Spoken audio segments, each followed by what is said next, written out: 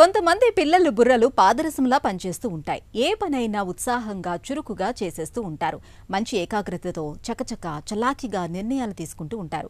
మరి అందరికీ ఇలాంటి చురుకైన బుర్ర ఉంటుందా అంటే లేదనేదే సమాధానం. కొంతమంది పిల్లల్లో మందకొడితనం కనిపిస్తూ ఉంటుంది. చురుకుదనం పాళ్లు తక్కువగా ఉంటాయి. మతిమరుపు, ఏకాగ్రత లేకపోవటం వంటి సమస్యలు ఎదురవుతూ ఉంటాయి. ఈ సమస్యల్ని అధిగమించేందుకు పిల్లల మెదళ్లను ఎప్పుడూ చురుకుగా, ఉత్సాహంగా ఉంచేందుకు మన సంప్రదాయ వైద్యం ఆయుర్వేదం చెప్తున్న పరిష్కార మార్గాల గురించి ఇప్పుడు తెలుసుకుందాం.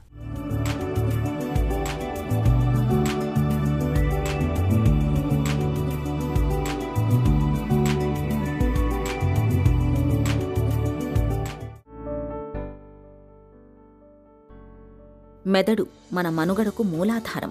మన ఆశలకు, ఆలోచనలకు, బంధాలకు, అనుబంధాలకు, ఆశ్చర్యాలకు, మేధస్సుకు, చివరికి బాధలకు అన్నింటికీ అదే భాండాగారం. మీకు తెలుసా, మన మొత్తం శరీర బరువులో మెదడు బరువు కేవలం 2%. కానీ గుండె నుంచి సరఫరా అయ్యే రక్తంలో 15% విధిగా మెదడుకు వెళ్లాల్సిందే. ఇక మనం పీల్చే ప్రాణవాయువులో 20% మెదడే స్వీకరిస్తుంది. అంతేకాదు, మన కోసం తయారయ్యే శక్తిలో 5వ వంతు మన మెదడే వినియోగిస్తుంది. బరువు ప్రకారం మెదడు చిన్నదే కావచ్చు, కానీ తాను నిర్వహించే విధుల ప్రకారం చూస్తే మాత్రం మన ప్రతి కదలిక, మన ప్రతి ఆలోచన, మన ప్రతి పని లెక్క ప్రకారం అన్నీ దానివే.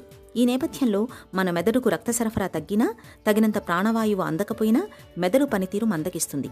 ఈ నేపథ్యంలో మనల్ని నడిపించే మన మెదడు చురుకుగా పనిచేయడానికి, ముఖ్యంగా పిల్లల మెదళ్లు చురుకుగా పనిచేయడానికి ఏం చేయాలో వివరిస్తున్నారు ఆయుర్వేద నిపుణులు. బ్రెయిన్ ఏజింగ్ అనేది బై బర్త్ కొంతమందికి తగ్గిపోతుంది. అంటే వాళ్ళు రావడమే మందంగా పుడతారు వాళ్ళు. అలాగే కొంతమందికి ఏజ్ రిలేటెడ్గా బ్రెయిన్ ఏజింగ్ అయిపోతూ ఉంటుంది.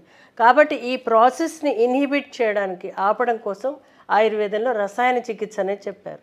అయితే ఈ రసాయన చికిత్స అనేది మేధ్య రసాయనాలు అనేవి ఆయుర్వేదంలో చెప్పారు. అందులో ధృతి, స్మృతి అనేవి, అంటే మనం ఏదైతే మనం చూస్తామో పంచ జ్ఞానేంద్రియాల ద్వారా ఏదైతే గ్రహిస్తామో ఆ గ్రహించిన దాన్ని మనం రీటైన్ చేసుకుని మళ్ళీ దాన్ని ఎగ్జిబిట్ చేయడం, ఇవన్నీ కూడా ఒక ప్రాసెస్లో జరుగుతూ ఉంటాయి బ్రెయిన్లో. అంటే మన బ్రెయిన్ అనేది సూపర్ కంప్యూటర్. కాబట్టి ఈ కంప్యూటర్లో హార్డ్వేరు, సాఫ్ట్వేరు ఏ విధంగా ఉంటాయో మనకి, అలాగే ఈ సాఫ్ట్వేర్ ఏదైతే ఉంటుందో అది ఎక్స్ప్రెస్ చేయడానికి యూజ్ అవుతూ ఉంటుంది. కాబట్టి ఇది తగ్గినప్పుడు ఏమవుతుందంటే వాళ్ళ యాక్టివిటీస్ అన్నీ తగ్గిపోతూ ఉంటాయి. దీనికి వాళ్ళ బ్రెయిన్ న్యూరాన్స్ అనేవి ఏవైతే ఉన్నాయో అవి పెరగడానికి రకరకాలైన చికిత్సలు కానీ విధానాలన్నిటి మీద కూడా పరిశోధనలు జరుగుతున్నాయి. చాలామందికి ఇది ఉపయోగపడుతుంది కూడా. కాకపోతే అంటే బ్రెయిన్ డిరైవ్డ్ న్యూరోట్రాఫిక్ ఫ్యాక్టర్స్ ఏవైతే ఉన్నాయో వాటిని మనం న్యాచురల్గా కనుక ఇస్తే కనుక అవి ప్రాసెసింగ్ అయ్యి వాళ్ళు తెలివితేటలు పెరగడంతో పాటు వాళ్ళ యొక్క స్ట్రెస్ లెవెల్స్ తగ్గి, వాళ్ళ యొక్క మానసిక పరిస్థితి నార్మల్ అయ్యి వాళ్ళు మళ్ళీ వాళ్ళ పని యాక్టివిటీస్ చేసుకోవడానికి అవకాశం ఉంటుంది. అయితే ఇది కొన్ని రోగ కారణాల వల్ల లేకపోతే ఇతరత్ర వేరే రోగాలు వచ్చిన వాళ్ళకి ఇది వర్కౌట్ అవ్వదు. పిల్లలకి కానీ ఎవరికైనా కానీ జ్ఞాపక శక్తి తగ్గిపోవడానికి కారణాలు ఏంటంటే వాళ్ళు దాని మీద కాన్సన్ట్రేషన్ చేయలేకపోవడం, లేదా అంటే వాళ్ళకి స్ట్రెస్ అంటే ఏంటి, వాళ్ళ ఇంట్లో ఏదైనా వాళ్ళ పరిస్థితులను బట్టి కూడా వాళ్ళకి బుద్ధి పనిచేయకపోవడం అనేది జరుగుతూ ఉంటుంది. కాబట్టి అది వాళ్ళు చూడాలి ఇంట్లో వాళ్ళు. ఇది కాకుండా ఏంటంటే నిద్ర, ఆహార విహారాలు చాలా చాలా ఇంపార్టెంట్. ఎందువల్లంటే నిద్ర అనేది సక్రమంగా పోనప్పుడు మనం పని మీద కాన్సన్ట్రేట్ చేయలేము. అలాగే పిల్లలు కూడా సక్రమంగా వాళ్ళు బాగా ఆడుకుని, ఎవరైనా కానివ్వండి, పెద్దవాళ్ళైనా కానీ చిన్నవాళ్ళైనా కానీ, వాళ్ళు వ్యాయామం లాంటివి చేసి, అలాగే వాళ్ళు మళ్ళీ ఆ వ్యాయామం తర్వాత వాళ్ళ నిద్ర ఏదైతే ఉంటుందో అది 6 నుంచి 8 గంటలు తప్పనిసరి పడుకోవాలి. అప్పుడు వాళ్ళకి ఒక బ్రెయిన్ యాక్టివేషన్ అనేది జరిగి వాళ్ళు బ్రెయిన్ ఏజింగ్ ప్రాసెస్ తగ్గించడానికి అవకాశం ఉంటుంది. ఆయుర్వేదం ప్రకారం మన దేహంలో సత్వగుణం తగ్గినప్పుడు మెదడుకు చురుకుదనం తగ్గుతుంది. కాబట్టి మన శరీరంలో సత్వగుణం పెరిగేందుకు ఆహార విహారాల్లో తగిన జాగ్రత్తలు తీసుకోవాలని చెబుతారు నిపుణులు. ఆహారంలో ఒమేగా కొవ్వులు పుష్కలంగా లభించే చేపలు, అవిసెలు, అక్రోట్ పప్పు, పిస్తా, బాదం, జీడిపప్పు, పాలు, పాల పదార్థాలని ఎక్కువగా తీసుకోవాలి. వంటల్లో ఆలివ్ నూనెను వాడుకోవడం మెదడుకు చాలా మేలు చేస్తుంది.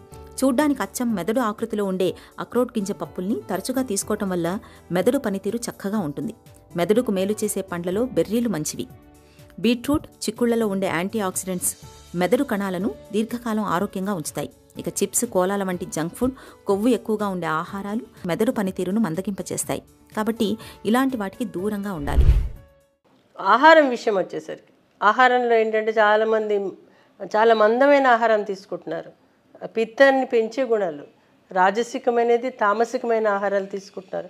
అవన్నీ తగ్గించినప్పుడు వాళ్ళు సాత్విక ఆహారం ఎప్పుడైతే తీసుకుంటున్నారో అప్పుడు బ్రెయిన్ యాక్టివేషన్ చాలా బాగుంటుంది. ఇది కాకుండా ఇంకా మనకి ఆహారంలో కూడా మనకి కొన్ని పదార్థాలు ఉంటాయి. ముఖ్యంగా డ్రై ఫ్రూట్స్ లాంటివి, ఫ్రూట్స్ లాంటివి, బ్లాక్ బెర్రీస్ లాంటివి, కలర్డ్ ఫ్రూట్స్ లాంటివి తీసుకుంటే కనుక బ్రెయిన్లో ఏదైతే ఆక్సిడేటివ్ ప్రాసెస్ జరుగుతుందో అది తగ్గి వాళ్ళ బ్రెయిన్ మళ్ళీ యాక్టివ్గా పనిచేసి వాళ్ళు నార్మల్గా అయ్యి వాళ్ళ పనులు వాళ్ళు చేసుకోవడానికి అవకాశం ఉంటుంది. ఎందుకంటే కొంతమందికి సడన్గా వాళ్ళకి బ్రెయిన్ యాక్టివిటీ తగ్గిపోయినట్టు ఫీల్ అవుతారు. అప్పుడు వాళ్ళకి సరిపడా ఆహారం పెట్టి వాళ్ళకి సరైన ప్రోటీన్స్, ముఖ్యంగా మినపప్పు, అలాగే పప్పు దినుసులు, అలాగే డ్రై ఫ్రూట్స్ లాంటివి ఇస్తే కనుక బ్రెయిన్ యాక్టివిటీ బాగా పెరుగుతుంది. ముఖ్యంగా అక్రోట్ లాంటిది, బాదం పప్పు లాంటివి ఇస్తే కనుక, ఎందుకంటే కాపర్ లాంటి పదార్థాలు బ్రెయిన్కి కావాలి, బ్రెయిన్ యాక్టివేషన్. అందులో బాదం పప్పులో కాపర్ ఎక్కువగా ఉంటుంది. ఆకుకూరల్లో కూడా B12, B6, B3 లాంటివి అధికంగా ఉంటాయి. అలాగే దంపుడు బియ్యం లాంటిది. ఈ మధ్య B12 కూడా తగ్గి వాళ్ళకి బ్రెయిన్ యాక్టివేషన్ తగ్గిపోతుంది. కాబట్టి ఇవన్నీ కూడా ఇవ్వడం ద్వారా కూడా వీళ్ళకి బ్రెయిన్ యాక్టివ్గా ఉండి వాళ్ళు పనులు చేసుకోవడానికి అవకాశం ఉంటుంది. ఈ చిట్కాల విషయానికి వచ్చేసరికి రోజువారీ మనకి తిప్పతీగ ఒక ఔషధంగా చెప్పడం జరిగింది. తిప్పతీగ చాలా ఈజీగా దొరుకుతుంది. అలాగే ఇది అన్ని దోషాలకు అన్ని విధాలుగా ఎటువంటి వాళ్ళైనా తీసుకోవచ్చు. కాకపోతే కొంచెం షుగరు పడిపోయే వాళ్ళు ఉంటారు, వాళ్ళకి చాలా మినిమంగా తీసుకోవాలి. 1-2 తిప్పతీగ, తులసి, అశ్వగంధ లాంటివి. అంటే ఏంటి, తిప్పతీగ 1-2 ఆకులు, తులసి 5-6 ఆకులు, ప్లస్ అశ్వగంధ 1 చిటికెడు వేసి పాలలో కానీ లేదా అంటే తేనెలో కానీ అలా ఇచ్చినా పర్వాలేదు. రోజు పొద్దున సాయంత్రం తీసుకుంటే కనుక చాలా బాగా పనిచేస్తుంది. ఇది కాకుండా మనకి ఇంకొక మిరియాలు మన ఇళ్లలో దొరుకుతుంటాయి. మిరియాలు కూడా రసాయనంగా చెప్పారు. కాకపోతే మిరియాలు ఎందుకంటే వీటికి స్పైసీ నేచర్ ఉంటుంది కాబట్టి మిరియాలు, తేనె, మంచి నెయ్యి అంటే ఆవు నెయ్యి కానీ గేదె నెయ్యి కానీ ఇంట్లో తయారు చేసిన నెయ్యి అయితే చాలా మంచిది. ఇది మరి ఫస్ట్ ముద్ద ఆహారంలో ఇచ్చి తీసుకుంటే కనుక పిల్లలకి చాలా బ్రెయిన్ పెరుగుతుంది. ఇది కాకుండా ఏంటంటే న్యూట్రాపిక్స్ అనేసి న్యూరోట్రాఫిక్ అనేవి కొన్ని న్యాచురల్గా దొరికే పదార్థాలను కూడా ఇవాళ సప్లిమెంట్స్ కింద ఇస్తున్నారు. అందులో న్యాచురల్గా దొరికేవి ఏంటంటే కలర్డ్ ఫ్రూట్స్ లాంటివి. ఇది కాకుండా ఏంటంటే అవిసెలు చాలా బాగా హెల్ప్ చేస్తాయి, నువ్వులు హెల్ప్ చేస్తాయి, అలాగే మనకి సన్ఫ్లవర్ సీడ్స్ ఏవైతే ఉన్నాయో అవి కూడా హెల్ప్ చేస్తాయి. ఖాళీగా ఉండే మెదడు దయ్యాల కొంప అనే సామెత మనకు తెలిసిందే. మెదడును ఖాళీగా ఉంచకుండా మెదడుకు పని కల్పించే వ్యాపకాల్ని అలవాటు చేసుకోవాలి. పిల్లలతో పదకేళీలు పూరించడం, చదరంగం ఆడడం వంటివి చేయించాలి. రోజు ధ్యానం మెదడు ఆరోగ్యానికి తోడ్పడుతుంది. రోజుకు 8 గంటల వరకు తగ్గకుండా నిద్రపోవాలి. ముఖ్యంగా పిల్లలకు చాలినంత నిద్ర ఉండేలా చూడాలి. ఇది మెదడును తాజాగా ఉంచుతుంది, శరీరానికి మనసుకు విశ్రాంతి కలిగిస్తుంది.